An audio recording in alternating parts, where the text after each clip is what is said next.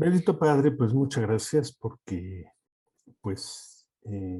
tú nos has llamado a estar en esta reunión y Padre, pues sabemos que tú estás en medio de nosotros, te damos muchas gracias por esto, te pedimos que tú pues nos llenes de tu espíritu y guíes a Miguel y nos guíes a nosotros a entender, a discernir, pues a tener ese anhelo de obedecerte, Padre, de buscarte y poder encontrar esa paz y esa seguridad, Señor, para que tú nos puedas usar como instrumento, Señor, para que mucha gente se pueda convertir a través de cada uno de nosotros, Padre, que eso es una encomienda muy importante que tú pues, estás buscando en nosotros, Padre. Te pedimos que nos llenes de gracia, nos llenes de ese amor, Padre, que podamos ver a la gente como tú la ves y pues tú nos lleves a hablarles y nos guíes, Padre. Te damos muchas gracias por todo esto. Te pedimos porque la gente que todavía está por conectarse lo pueda hacer sin ningún impedimento. Y te damos gracias por tu amor en el nombre de Jesús. Amén.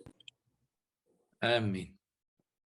Bueno, entonces les decía que anclamos precisamente la parte de Corintios 13 con eso y estamos viendo la parte final. Entonces, generalmente, o sea, Dios amplía temas, a veces los reduce, a veces él usa el menor vocabulario presente. Recuerden lo que dijo Juan. Y estas son algunas de las cosas que el Señor hizo, y pienso que si se escribiesen una a una todo lo que Él hizo, no cabrían los libros en la tierra para contener todas las enseñanzas. Pero lo importante es que al tener el Espíritu Santo morando en nosotros cuando somos salvos, el Espíritu Santo es el que nos ayuda sobre la misma palabra a entender de manera más profunda los temas que Dios quiere darnos. Y nosotros sabemos que estos tres elementos de la fe, la esperanza y el amor son básicos. Primero, pues la fe es lo que Dios nos dio previo arrepentimiento para poder hacernos hijos suyos. De ahí viene la esperanza, de donde nosotros vamos a esperar que Dios cumpla todas sus promesas, de llevarnos a su presencia y que un día estemos con Él. Y de ahí sigue el amor. Entonces podríamos nosotros decir que acto seguido de la fe, entonces en valor jerárquico es precisamente la esperanza, pero la prueba suprema para madurar en Cristo siempre será el amor. El apóstol precisamente, recuerden, por ejemplo, que el apóstol Juan, pues es el apóstol del amor. Yo así le podría poner como un título, porque él siempre habló del amor, apropió el amor de Dios. Por ejemplo, su primera carta es una carta que confirma la fe del creyente. Entonces, cualquier persona que dude o quiera profundizar en su relación con Cristo a través de esta primera carta, puede confirmar si realmente es salvo o no, para estar en comunión con el Señor, ¿sí? Esa primera carta de Juan es maravillosa en este aspecto. Pero nosotros podríamos decir que el amor es uno de los fundamentos vital para la vida cristiana. Por eso es que eso nos conecta con Dios y nos conecta unos a otros, y la palabra de Dios nos ayuda a esto. Por eso la Escritura dice: mas el justo por su fe vivirá, porque todo lo que Dios promete se convierte en una realidad. Pero ¿qué le da esencia a esa realidad? Si nosotros ya creímos en Cristo, que estamos implicando ahí la fe, es ese amor. Y la esperanza de que se manifieste ese amor en nuestras vidas es lo que debe de regir en nosotros, en nuestra vida, ¿sí? Porque nosotros, en nuestro lenguaje, podemos decir, bueno, hablando, por ejemplo, de la esperanza: desconozco qué va a suceder mañana, espero que todo salga bien. Ese es un lenguaje cotidiano que todos los seres humanos tenemos, ¿sí? Pero en esto la esperanza tiende a expresar un deseo. Pero aquí en el Nuevo Testamento, esa esperanza tiene otro fundamento, tiene otro matiz, y se los voy a leer. en Hebreos 6, del 18 al 20, que dice así: para que por dos cosas inmutables en las cuales es imposible que Dios mienta, tengamos un fortísimo consuelo los que hemos acudido para asirnos de la esperanza puesta delante de nosotros, la cual tenemos como segura y firme ancla del alma, y que penetra hasta lo más profundo del velo, donde Jesús entró por nosotros como precursor, hecho sumo sacerdote para siempre según el orden de Melquisedec. Entonces aquí fíjense cómo lo dice: para asirnos de la esperanza puesta delante de nosotros, la cual es una firme ancla del alma. Entonces, en el cristianismo esta esperanza está basada en la victoria de Jesús. Y que así como Él tuvo la victoria, nosotros la vamos a tener. Recuerden en Romanos 8, antes en todas estas cosas vosotros sois más que vencedores por medio de aquel que nos amó.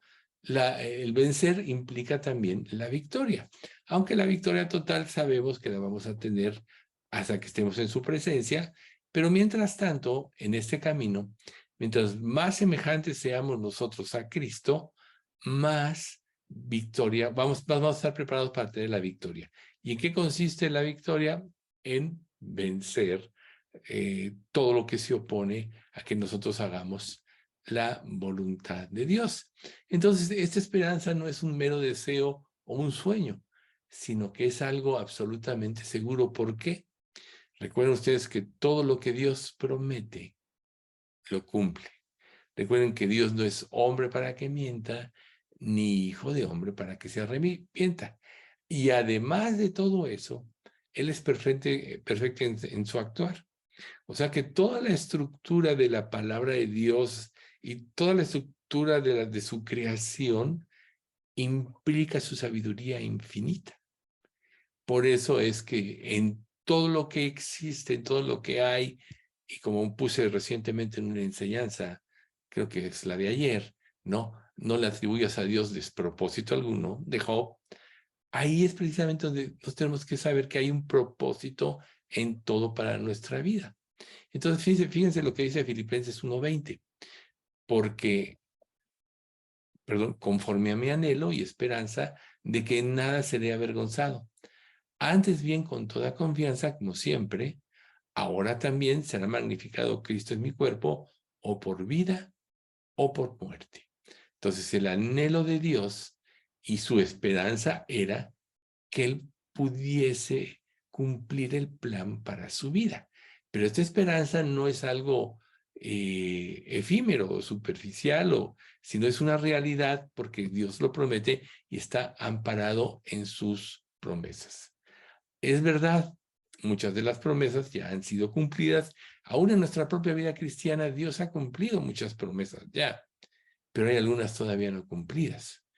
Pero no, el hecho de que todavía sean no cumplidas no quiere decir que no van a ser, sino que cada promesa son inefables, o sea, se va a cumplir forzosamente en su debido tiempo. Por eso es que estos tres últimos aspectos del amor, la fe, la esperanza y el amor en Corintios 13 son las virtudes más elevadas que hay, que eleva a todos los creyentes, podríamos decirlo, a la supremacía, ¿sí? O sea, por sobre todas las cosas. Si nosotros aprendemos a vivir en la fe, sabemos que tenemos la victoria. Y la certeza de que Dios va a cumplir todo nos da la esperanza de su cumplimiento. Pero por encima de todo está el elemento clave de todas las cosas, que es el amor que Dios ha derramado en nuestros corazones, como dice Romanos 5:5. Y la esperanza no avergüenza, porque el amor de Dios ha sido derramado en nuestros corazones por el Espíritu Santo que nos fue dado. Por eso es que el hecho de que Cristo more en un creyente es el sello de su salvación, es el pasaporte al cielo, es la visa de entrada, de acuerdo a lo que usamos cuando vamos a otro país, ¿no? Entonces, el que le da sentido verdadero, el que hace una realidad de ese amor en nosotros es el Espíritu Santo. Pero recordemos que el Espíritu Santo está dispuesto, ¿no? Como dice la Escritura, el Espíritu, la verdad, está dispuesto, pero la carne es débil.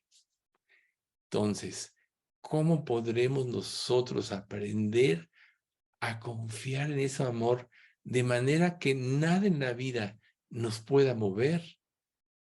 Vamos a hacerlo en la medida que nuestra obediencia se vaya perfeccionando. Dicho de otra manera, en la medida que seamos más semejantes a Cristo. Si nosotros queremos tener una firme confianza de que vamos a estar en Él y que vamos a estar con Él, además toda la eternidad, tenemos que aprender a amar con diligencia como Cristo amó. Recuerden que si Dios nos amó, nos da esa capacidad de amar. A mí, yo siempre que pienso en el amor y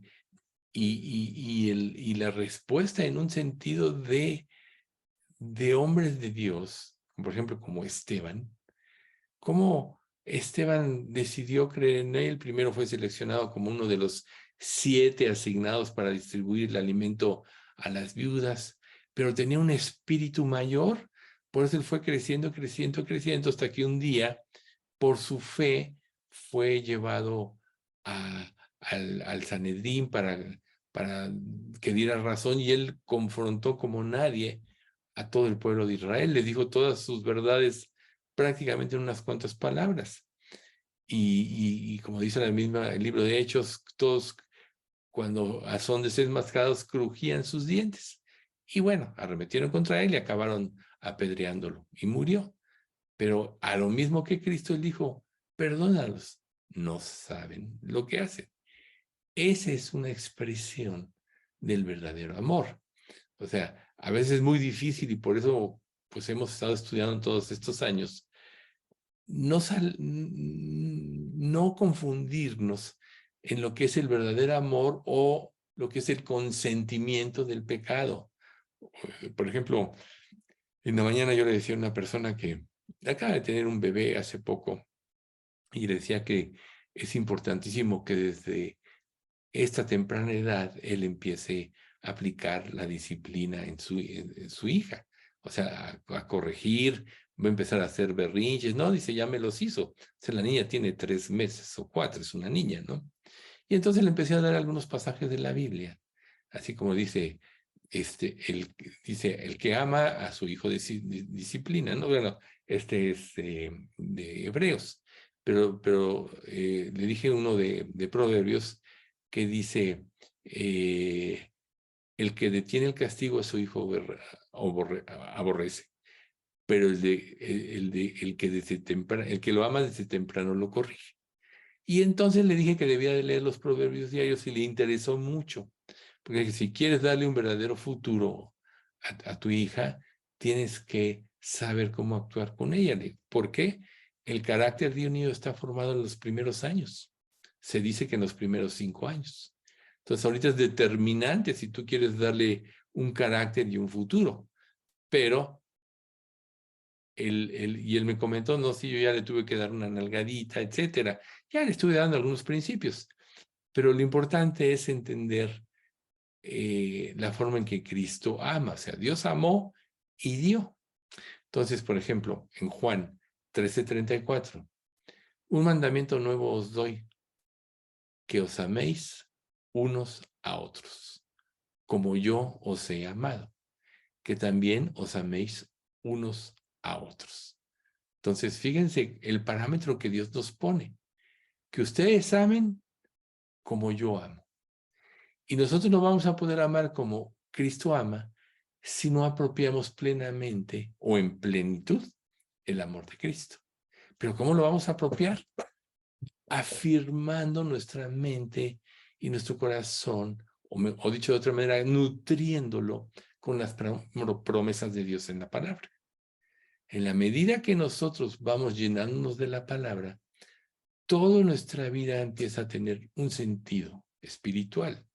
Recuerden que nuestra mente está preparada para recibir la palabra de Dios una vez que somos salvos, porque Dios nos dio la mente de Cristo. Pero además de eso, se nutre de la palabra de Dios. Y el conjunto de pasajes que empiezan a circular en nuestra mente nos van afirmando en la certeza de que Dios va a cumplir todo lo que promete, lo que acabamos de decir, la esperanza, pero además en la certeza de su amor. O sea, nadie puede amar como Dios amó. Lo demostró con su Hijo, recuerden Filipenses, siendo en forma de Dios, no estimó el ser igual a Dios como cosa que aferrarse, sino que se despojó a sí mismo tomando forma de siervo. O sea, Jesús renunció a ser Dios para hacerse hombre y gracias a eso poder rescatarnos de la esclavitud del pecado y del infierno eterno. Pero ¿cuál es la grandeza de este amor? Que Él puso su vida por nosotros. Y entonces en Juan 15:12 dice, este es mi mandamiento, que os améis unos a otros como yo os he amado. O sea, Dios no deja al aire el concepto de amarnos, sino pone un parámetro que solo el Espíritu Santo puede producir. Porque ¿quién puede amar como Cristo amó? Nadie, a menos que sea Cristo formado en nosotros y nuestro pensamiento sea como el de Él. Que vivamos de acuerdo a la palabra de Dios. Recuerden, a veces meditamos en la palabra, a veces leemos la Biblia y nos impacta un texto, y de tanto que nos impacta, automáticamente se nos queda en la mente, otros los memorizamos, pero en la medida que la palabra de Dios mora en nuestro corazón, la certeza de este amor va siendo una realidad. Pero además la evidencia de esto es que nosotros vamos a empezar a vivir y amar como Cristo amó. Por ejemplo, en Primera de Juan, capítulo 5, ¿no? que dice,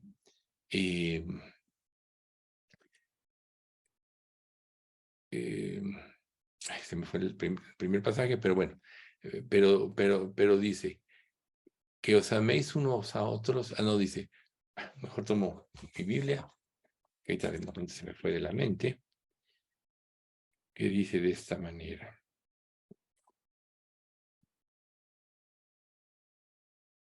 Todo aquel que cree que Jesús es el Hijo de Dios, es nacido de Dios y conoce a Dios. O sea, primero está, como vimos ahorita, la fe. Pero fíjense lo que dice el 2. Y todo el que ama al que engendró, o sea, todo el que ama a Dios, ama al que ha sido engendrado por él, o sea, a Jesucristo. Y luego viene el 3. En esto sabemos que amamos a los hijos de Dios, cuando amamos a Dios y guardamos sus mandamientos. Se fijan cómo todo lo que ahorita estamos platicando está totalmente amparado y ligado en su palabra en estos 3 pasajes del capítulo 5 de la primera carta de Juan. Ahí está. Si dices que amas a Dios, entonces vas a amar a Cristo. Por eso Jesús tanto confrontaba a los fariseos. O sea, si dicen que aman a Dios, ¿por qué no me aman a mí? Yo he salido de Dios. Yo no hablo por mi propia cuenta, sino hablo lo que Dios dice. Bueno, pero entonces, si amamos a Dios, vamos a amar al Hijo. Pero si vamos a amar al Hijo, también vamos a amar a todos los hijos de Dios, a los hermanos en Cristo, ¿sí? Por eso Jesús le dio este mandamiento, ¿no? Que os améis unos a otros como yo os he amado. Y nos vamos a enfrentar en nuestra vida a muchas cosas, muchos pensamientos, muchas emociones, cosas que la gente nos hace. Vamos a recordar frustraciones que tuvimos, injusticias que vivimos. Puede surgir resentimiento, puede surgir amargura. Muchas cosas pueden suceder. Y eso nos puede llevar precisamente a la amargura. Pero la misma palabra dice, mirad que en Pedro, mirad que ninguna raíz de amargura os estorbe y por eso sean contaminados. ¿Se dan ustedes cuenta? O sea, la misma palabra nos dice, no debes de tener amargura. Tienes que todo filtrarlo a través del amor de Dios. Dios juzgará y va a juzgar cada pecado, pero todo tiene que ser filtrado a través de ese amor, sobre todo para que nosotros podamos ver como Dios ve. Volvemos a poner el ejemplo de Esteban. Esteban vio como Dios veía y por eso dijo, perdónalos, no saben lo que hacen. Y luego viene 2 de Juan 1:5. Y ahora te ruego, Señora, no como escribiéndote un nuevo mandamiento, sino el que hemos tenido desde el principio, que nos amemos unos a otros. Ahí está. Es un mandamiento. No es algo que tú digas, bueno, a lo mejor no se me viene el amor y no amo y ni modo, o le doy prioridad a mi resentimiento antes que amar o perdonar. No, es un mandamiento amar, como Dios ama. Pero recuerden que Dios es amor, pero también es justo. Entonces eso nos va a llevar a ser justos, a entender claramente cómo es la justicia de Dios. Primero, nadie la puede tomar en sus manos. Dejad lugar a la ira de Dios. No juzguéis por vosotros mismos, etc. Entonces, cuando empezamos a cumplir todos estos principios, automáticamente empieza a nacer en nosotros este amor. 1 de Juan 3:23. Y este es su mandamiento, que creamos en el nombre de su Hijo Jesucristo y nos amemos unos a otros como nos lo ha mandado. Por tanto, no hay nada mayor que este amor. Ahora, si aquí nos quedáramos, dirías, ay, pues qué bonito concepto de este amor. Pero nosotros vamos a dar principios sobre los cuales nosotros podemos crecer en este amor y usar de la sabiduría que Dios nos da. Estos principios divinos, Dios nos los da de esta manera. 2 de Corintios 10, 4 y 5. Usamos las armas poderosas de Dios, no las del mundo, para derribar las fortalezas del razonamiento humano y para destruir argumentos falsos. Destruimos todo obstáculo de arrogancia que impide que la gente conozca a Dios. Capturamos los pensamientos rebeldes y enseñamos a las personas a obedecer a Cristo. Si nosotros nos concentramos en función de nuestra relación con los demás, en el objetivo por el cual Dios nos dejó en este mundo, entonces este pasaje tiene todo sentido. Hay dos aspectos muy importantes que tenemos que considerar que es necesario mencionar ahorita. Primero, 1 de Juan, el que ahorita dijimos de 5:3, que dice que en esto sabemos que amamos a los hijos de Dios.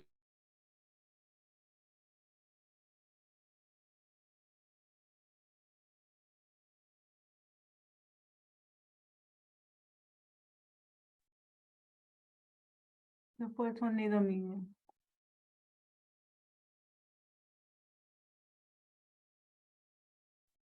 Sí, la imagen, la transmisión se cortó.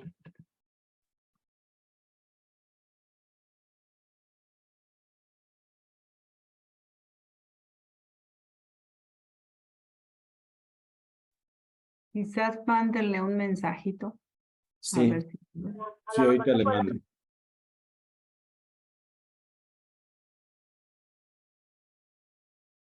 Ya. Ahora sí, algo raro pasó.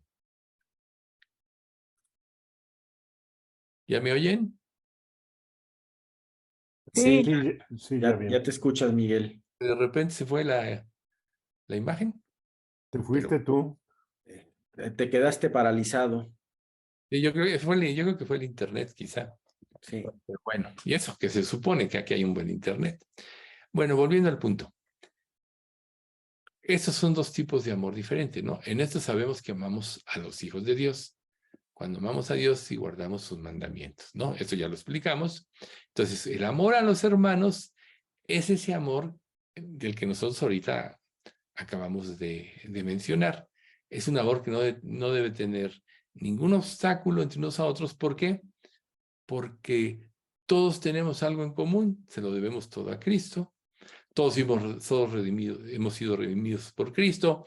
Y si bien es cierto que cada uno tiene su carácter, su temperamento, su naturaleza, a veces es difícil tratar con otras personas que naturalmente chocamos porque no piensan como nosotros o tienen actitudes que no nos parecen y todo eso.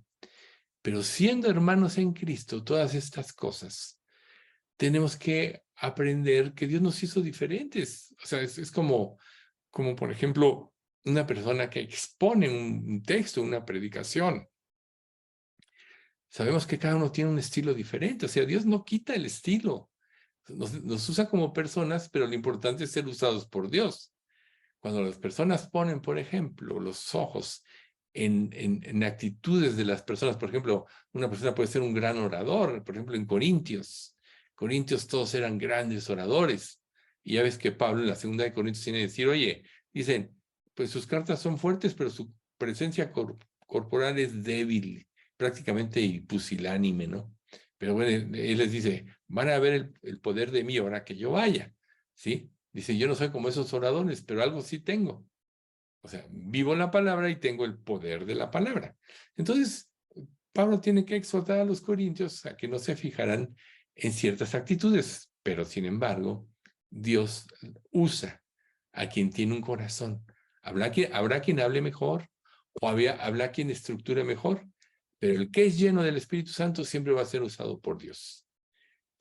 Entonces, el amarnos unos a otros implica lo mismo. Vamos a tratar con caracteres diferentes, vamos a tratar con formas de pensar, pues, un poco diferentes, de ver las cosas diferentes, pero todos tenemos una fe en común que es Jesucristo, todos tenemos una gratitud, por eso este amor entre hermanos es el del que acabamos de hablar. Ahora pasamos al amor a las personas que no tienen a Cristo. O sea, nosotros tenemos que verlas como personas que están perdidas. Y es precisamente aquí como tenemos que aprender a amar. O sea, el verdadero amor a un incrédulo es ayudarlo a salir de la ceguera en la que vive a causa del pecado. Y sí, el pecado es destructivo, el pecado hace egoísta a las personas y muchas cosas, y claro que nos puede afectar eso a nosotros. Puede ser un familiar, un compañero de trabajo, etc. Pero cuando nosotros los vemos perdidos en el infierno y empezamos a orar por ellos, entonces nuestra actitud cambia, nuestra paciencia aumenta, nuestra perseverancia aumenta, y es ahí precisamente cuando estamos actuando como Dios actúa. Nosotros sabemos que Cristo, desde antes de la fundación del mundo, hizo su elección.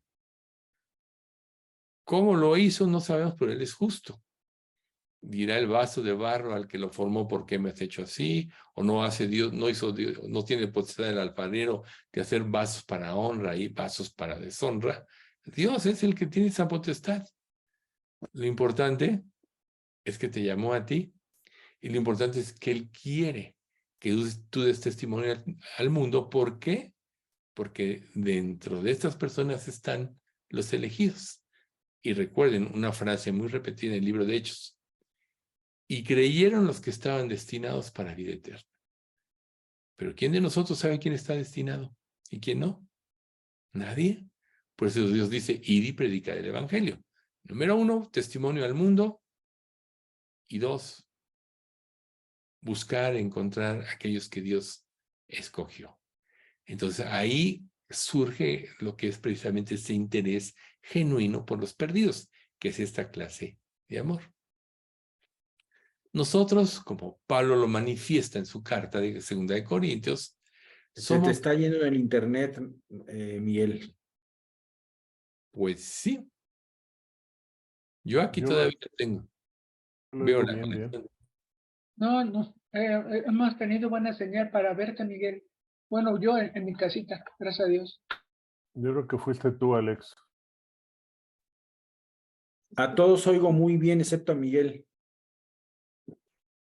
Se oye bien, Miguel. Arrepiéntete, Alex. Ay, cierto. Sí.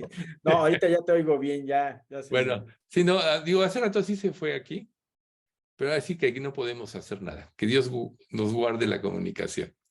Entonces, bueno, Pablo, él mostró, o sea, él reconocía que tenía debilidad. Recuerden ese aguijón en la carne que él le pidió a Dios que le quitara y dijo, bástate mi gracia. Y todos nosotros como seres humanos tenemos debilidades, ¿sí? Pero estas nos deben llevar a depender de Dios. Muchos hierran el blanco usando planes y métodos humanos como la mercadotecnia, etcétera, ¿sí? Para ganar batallas, pero esas son falsas, son batallas falsas. La única forma en que una persona puede venir a Cristo es exponer la verdad. Usar las armas poderosas que acabamos de ver ahorita en Corintios 10, que Dios nos ha dado para pelear contra las fortalezas del diablo. Recuerden que a través de los siglos, el sistema de pensamiento que el diablo ha puesto o ha diseñado para la humanidad lo aleja de Dios, lo lleva a rebelarse de Dios, lo lleva a menospreciar a Dios, etcétera. Lo lleva a ponerse por sobre Dios. Por eso dice la Biblia que todo el mundo entero está bajo el maligno. Pero ¿cómo se van a derribar estas fortalezas? Con la palabra de Dios. Entonces nosotros tenemos que usar siempre la guía de Dios y no la del mundo. Y no caer en el error que muchos que pierden la fe empiezan a usar estrategias y métodos humanos para convencer a las personas, pero claro, el fruto va a ser un mal fruto porque no va a haber verdaderos convertidos. Puede haber iglesias llenas de gente, como vemos muchas, pero sin discernir si son salvos o no salvas, y creyendo que son salvas, que yo creo que es la peor trampa de Satanás. Pero si nosotros vivimos y usamos la palabra de Dios, recuerdan, Isaías 55, creo 11, dice, así será mi palabra que sale de mi boca. No volverá a mí vacía, sino que hará lo que yo quiero y será prosperada en aquello para que le envíe. Es la palabra de Dios lo que da el poder. Es el Espíritu Santo el que convence, no nosotros, no una estrategia humana, sino es el Espíritu. Entonces, ¿cuál es nuestra parte para poder llevar a cabo esto? Ser llenos del Espíritu, vivir en la palabra. Y entonces, las armas poderosas que Dios nos ha dado como creyentes van a empezar a operar en nuestra vida y esto nos va a hacer eficaces en la encomienda que Dios nos dio. Bien, vamos a mencionar, ratificar cuáles son estas armas poderosas. La oración. Si tú oras por un incrédulo, no lo puedes odiar. Lo tienes que perdonar porque tu anhelo de que se salve va a quitar todo pensamiento negativo. La fe. Recuerden, todo lo que pidas en oración creyendo, lo recibiréis. Cuando empiezas a orar por las almas, tienes que confiar en que Dios te va a responder. Muchas de nuestras oraciones van a ser respondidas en la tribulación. Quizás no lo veamos nosotros ahorita, a lo mejor somos arrebatados al cielo y muchos de nuestros familiares por los que oramos años no se convirtieron, pero eso no significa que hubo un fracaso. Dios va a hacer un trabajo más fuerte. Recuerden ustedes, como paréntesis, que la tribulación es la forma en que Dios va a hacerle ver a las personas la realidad del infierno y muchas cosas. Es un infierno en la tierra, que solo es una muestra de lo que va a ser en la eternidad para que los que viven todavía se aferren a esa esperanza. Y ahí la fe va a ser diferente a la de ahora, porque te va a costar la vida creer Y si no perseveras, quiere decir que no tuviste esa fe. Por eso van a seguir siendo sacrificados creyentes y creyentes. Y llega un momento que ya no hay creyentes en la tierra. Si ustedes han leído el libro del Apocalipsis, van a dar cuenta que al último, quien predica son los ángeles. Ya no hay creyentes. Va a ser muy difícil, pero esa época va a ser donde más se van a convertir. Entonces Dios puede responder oraciones en ese entonces. Por lo cual, el otro punto es, hablamos de oración, hablamos de fe, y ahora, por lo cual, la esperanza de que Dios es justo y va a responder nuestras oraciones, nos debe mantener en una batalla continua, que nos va a llevar precisamente a amar, como ahorita explicamos, de la manera que Dios quiere que amamos. Y obviamente la palabra de Dios y el Espíritu Santo toman un papel que nos va a hacer fuertes, poderosos y eficaces en la predicación de la palabra de Dios. Pero vean ustedes cuántas implicaciones de la fe, la esperanza y el amor. Para eso Dios menciona y nos dio la armadura divina, aunque este es un estudio largo, ya lo tomamos alguna vez. Vamos a recordar lo que dice en la versión NTV. Por lo tanto, pónganse todas las piezas, capítulo 6 de Efesios. Póngase del 12 en adelante. Bueno, del 13. Por lo tanto, pónganse todas las piezas de la armadura de Dios para poder resistir al enemigo en el tiempo del mal. Así después de la batalla todavía seguirán en pie firmes.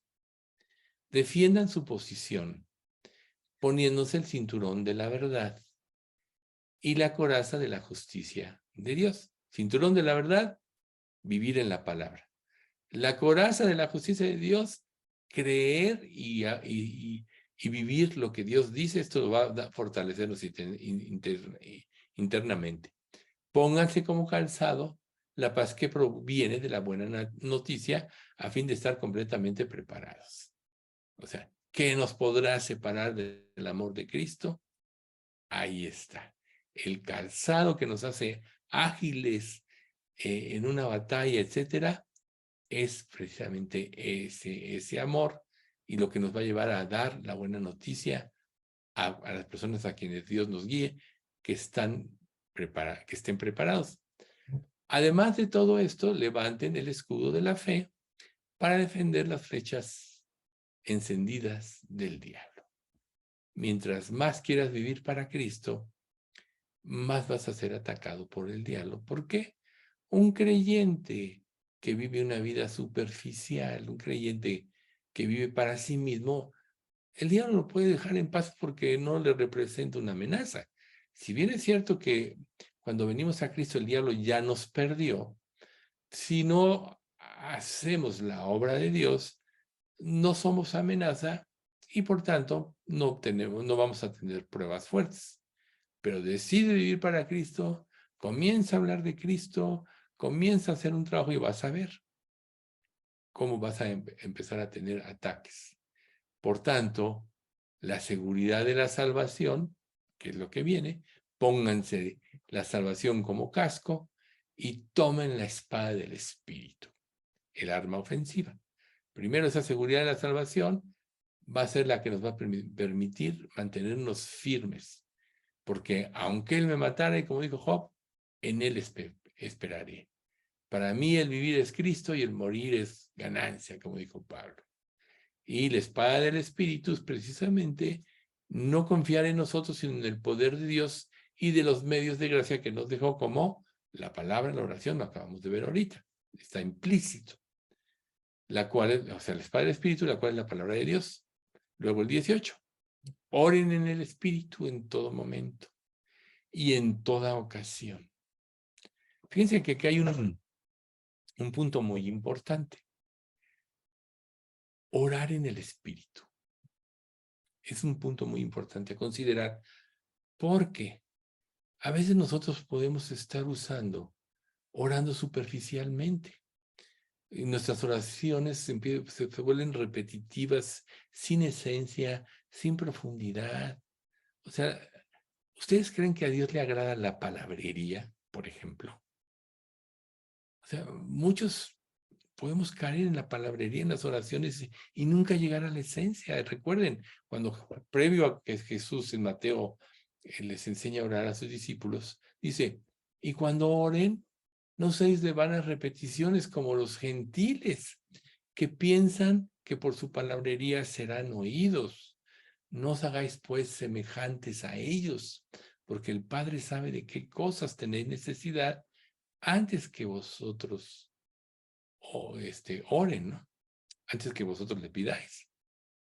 Y entonces ahí viene la oración del Padre Nuestro. Vosotros pues oraréis así. Padre nuestro, que como ya hemos visto muchas veces nos da principios, ¿no? La adoración, poner a Dios en su lugar, a final de cuentas todo va a cumplirse como Él dijo, Él nos va a sustentar espiritualmente, etc. Digo, esto es muy largo también, nomás una breve reseña, pero orar en el Espíritu es dejar que el Espíritu tome el control de nosotros. Si tú vives para ti mismo, ¿cómo le vas a dar la guía de Dios en tu vida? Si tú vives para Dios, entonces vas a darle la guía de Dios al Espíritu y el Espíritu Santo va a tomar el control aún en tus oraciones y te va a llevar siempre a la esencia. Entonces, parte de esto es que orar en el Espíritu, en todo momento, en toda ocasión, es que el Espíritu por nosotros interceda, como dice Romanos 8 también, delante de Dios. Porque conforme a la voluntad de Dios va a interceder por nosotros. Y luego la última frase, manténgase alerta y sean persistentes en sus oraciones por todos los creyentes en todas partes. Esto se puede traducir con orad sin cesar. Manténganse alerta. ¿Por qué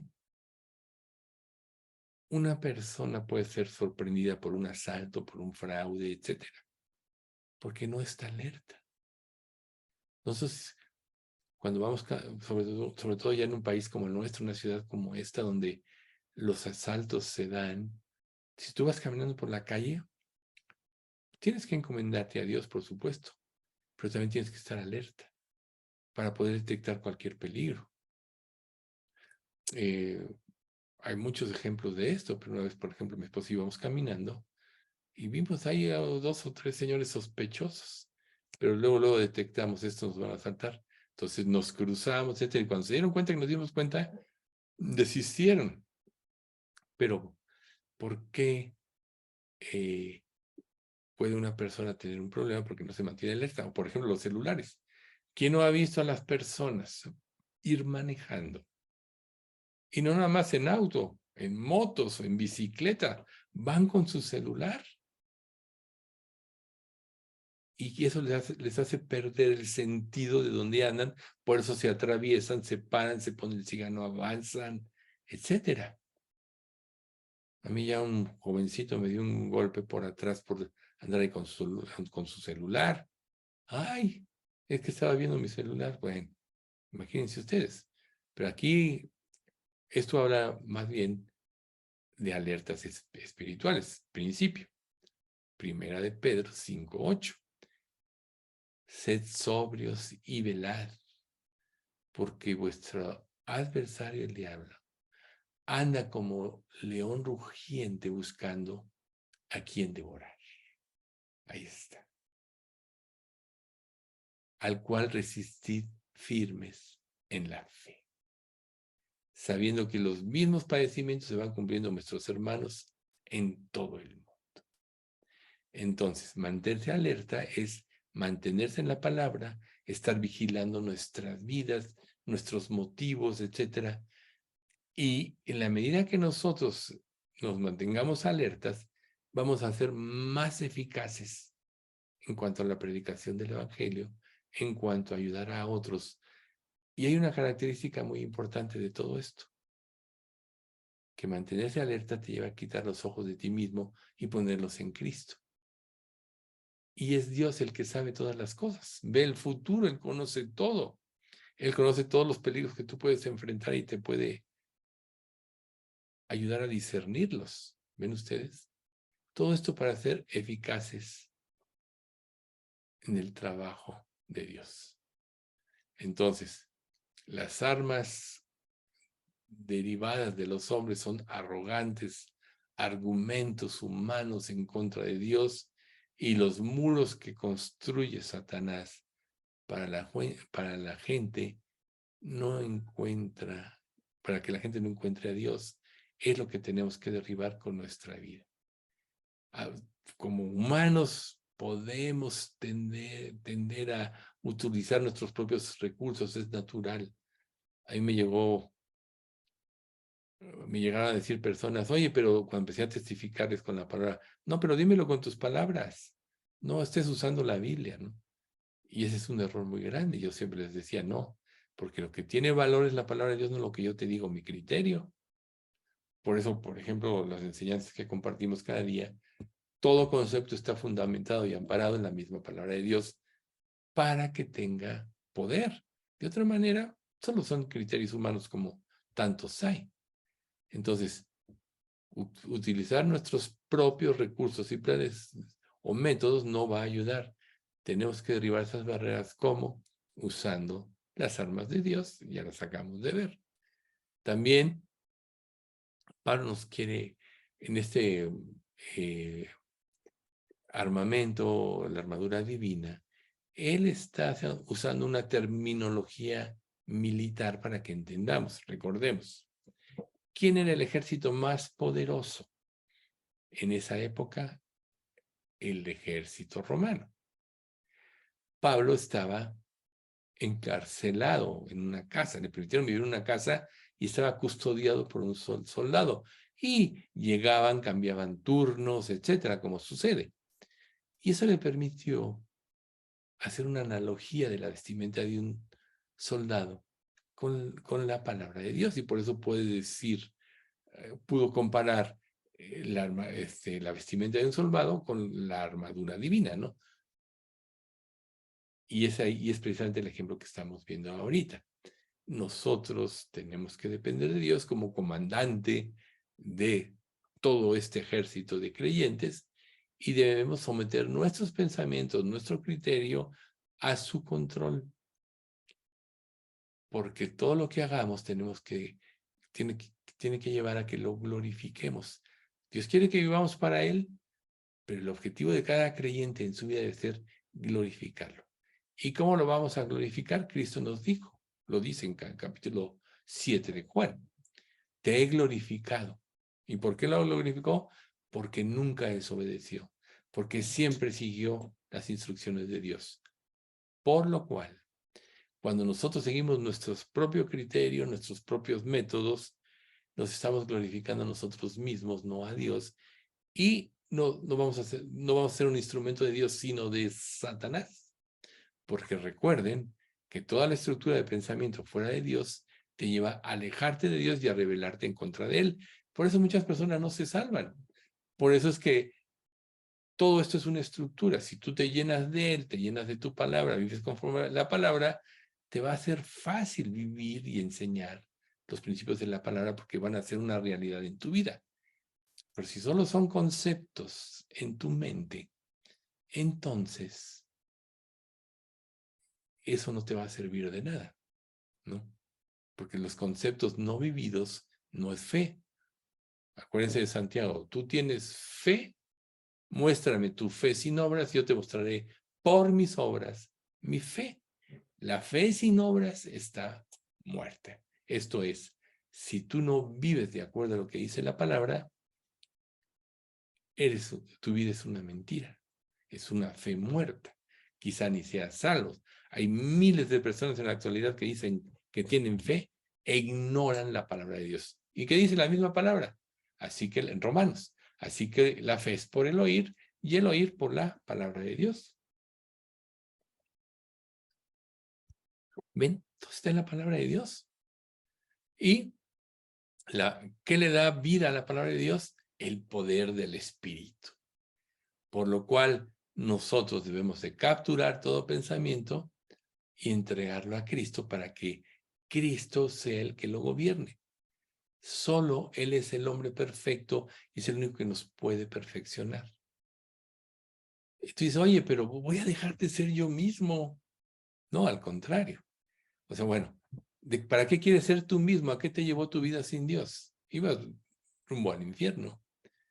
Pero Cristo te da el privilegio de formar en ti, que es el máximo alcance al que el hombre pudiese aspirar tener. O sea, primer Adán, alma viviente. Postrer Adán, Jesús, espíritu vivificante. ¿Ves? Solo Cristo puede dar vida. Entonces, cuando nosotros nos encontremos expuestos a ideas u oportunidades que nos lleven a malos deseos, siempre tendremos que elegir entre dos opciones o dos caminos. Entregarle nuestros pensamientos a Dios y huir del peligro para ser eficaces, o dejar que estos pensamientos tomen nuestra mente y nos confundan o nos apaguen y nos tomen cautivos. Por eso Pedro, en su segunda carta, capítulo 1, del 5 al 9, dice, vosotros también, poniendo toda diligencia por esto mismo, añadid a vuestra fe virtud, a la virtud conocimiento, al conocimiento dominio propio, al dominio propio paciencia, a la paciencia piedad, a la piedad afecto fraternal y al afecto fraternal amor. Porque si estas cosas están en vosotros y abundan, no dejarán estar ociosos ni sin fruto en cuanto al conocimiento de nuestro Señor Jesucristo. Pero miren este versículo 9. Pero el que no tiene estas cosas tiene la vista muy corta, es ciego, habiendo olvidado la purificación de sus antiguos pecados. Entonces nosotros tenemos que aprender o atrapar, en ese sentido, nuestros deseos y fantasías cuando vamos al Señor y confesárselos, sin justificaciones, sin tapujos, y debemos pedirle que cambie nuestros pensamientos. ¿Cómo puede cambiar tu pensamiento? Una idea que tienes, un afán, depositándolo en Cristo. Tenemos que pedirle a Dios que nos dé discernimiento espiritual para detectar, como decíamos hace un momento, cualquier peligro que nos pueda sacar de su voluntad o que nos haga errar en nuestros pensamientos o nos desvíe de mantener nuestros pensamientos centrados en la verdad de Dios. La verdad de Dios es una realidad en la medida, para ti, en la medida que la vivas. No es un concepto. Por lo que lo importante es que nos dé su amor. Porque en él está, en su amor está el vínculo perfecto de todo. Colosenses 3:14.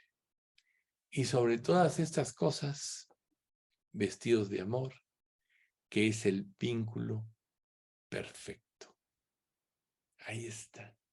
Ese debe ser nuestro anhelo. Amar a Dios, como 1 de Juan 5, ya vimos ahorita. Amar a su Hijo Jesucristo, que nos salvó.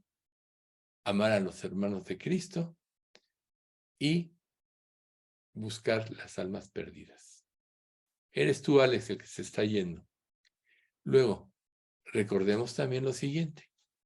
Y ante todo, tened entre vosotros ferviente amor, porque el amor cubrirá multitud de pecados. El anterior, Colosenses 3:14. Este, 1 de Pedro 4:8. Ante todo, tener entre vosotros ferviente amor, porque el amor cubrirá multitud de pecados. ¿De qué amor habla? Claro que es del amor de Cristo.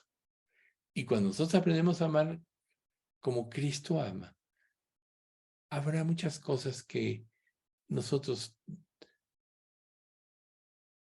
tenemos que impedir que sea un estorbo para el avance del Evangelio. Proverbios 10:12. El odio despierta rencillas, pero el amor cubrirá todas las faltas. Ahí están los dos caminos que tú puedes tomar, de lo que hablábamos hace rato. Perdonar o recrearte. Y la amargura te lleva al odio, y el odio es lo opuesto al amor. Pero ¿cómo puede una persona que dice que tiene a Cristo odiar?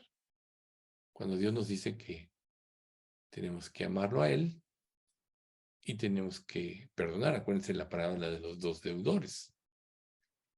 Cada persona con sus hechos, pero perdonar nos libera a nosotros. Si la persona te hace mal y no se arrepiente, ¿no? Si tu hermano peca contra ti, repréndele. Si se arrepiente, perdónale, ¿verdad? Si se arrepiente. Pero si tú le perdonas, no tienes por qué necesariamente recobrar una relación con alguien que te hace mal o que no quiere cambiar. Pero tú sí te liberaste. Allá él con Dios. Dejad lugar a la ira de Dios. ¿Sí? Cuando nosotros ponemos nuestra fe y nuestra confianza en el sacrificio de Cristo, ¿cuál es el resultado entonces? Bien, el resultado es este. Amados, amémonos unos a otros, porque el amor es de Dios. Todo aquel que ama es nacido de Dios y conoce a Dios. El que no ama no ha conocido a Dios, porque Dios es amor. En esto se mostró el amor de Dios para con nosotros, en que Dios envió a su Hijo unigénito al mundo para que vivamos por Él. Fíjense, para que vivamos por Él. En esto consiste el amor, no en que nosotros hayamos amado a Dios, sino en que Él nos amó a nosotros y envió a su Hijo en propiciación por nuestros pecados. O sea, Dios amó y dio. Amados, si Dios nos ha amado así, debemos también nosotros amarnos unos a otros. Esta es la consecuencia propia del amor de Dios. 12, de 1 de Juan 7, 4 del 7 al 12. Nadie ha visto jamás a Dios. Si nos amamos unos a otros, Dios permanece en nosotros y su amor se ha perfeccionado en nosotros. Yo creo que más claridad no puede haber en esto. Las pasiones, nuestra propia vida, debemos entender, no nos llevan a amar. Nadie puede amar como Dios ama. Recuerden ustedes, el amor humano es condicional. Para que se dé siempre implica una condición, por tanto, no es un verdadero amor. El amor de Dios es incondicional. El amor humano es te amo, sí. Siempre hay una condición. El amor de Dios es te amo a pesar de. Meramente se expresa sin condición. Vamos a dar las gracias. Aquí termina este estudio de Creciendo en Santidad. Vamos a... No dejen de orar para que Dios me guíe a lo próximo que vamos a ver. Padre Santo, te queremos agradecer mucho por este estudio, por esta serie de conceptos que tú nos has dado y que nos permiten crecer precisamente en esa santidad que tanto anhelamos. Siempre tengamos presente en nuestra mente lo que tú dices, que sin santidad nadie verá al Señor, así que ayúdanos a crecer en santidad, ayúdanos a crecer en dominio propio, en discernimiento espiritual, pero sobre todo, Señor, danos por ti tu amor. Reconocemos que no somos capaces de amar como tú nos amaste, pero tú ahora estás en nosotros y nos has dado tu Espíritu Santo. Y es tu Santo Espíritu el que va a producir en nosotros este amor. Pero las bases y la estructura de ese amor siempre está basado en tu palabra. Así que te rogamos que nos hagas deseosos de conocer profundamente tu palabra, de obedecerla, de seguirla, para que nuestro discernimiento crezca en ella, pero sobre todo tu amor por nosotros sea firme y nos dé esa seguridad, Señor, que nos lleve a menospreciar nuestras vidas aún hasta la muerte, con tal de seguir el camino de tu voluntad, que sabemos que todos los siervos tuyos siguieron ese camino y aún a muchos les costó la vida. Quizá algunos de nosotros pueda ser que nos cueste o no, pero Señor, sabemos que en este mundo muchos hoy están muriendo por confesar tu nombre en otros países. Y sabemos que la tendencia del mundo es que va a llegar el momento en que se prohíba la palabra de Dios, que se prohíba hablar de Cristo, como ya ha sucedido prácticamente en nuestro país vecino en parte, en algunos lugares. Pero Señor, nosotros queremos darte una buena cuenta, así que te pedimos que en lo personal y como iglesia nos permitas vivir esa vida de santidad que tú pides y que sea el máximo anhelo para que te podamos glorificar con ella. Señor, no dejamos de rogarte por Pati López que tú guíes a los médicos a que le den siempre el mejor tratamiento y ella pueda vencer y sanar, por la operación de Carmina que tú la restablezcas, Padre, y pues por toda la iglesia, Señor, por el hijo de Margarita, para que tú pues definas su situación. Creo que todo lo que está viviendo esta familia la traiga a ti. Señor, guarda nuestra iglesia. Todo esto en nombre de Cristo Jesús. Te lo pedimos. Amén.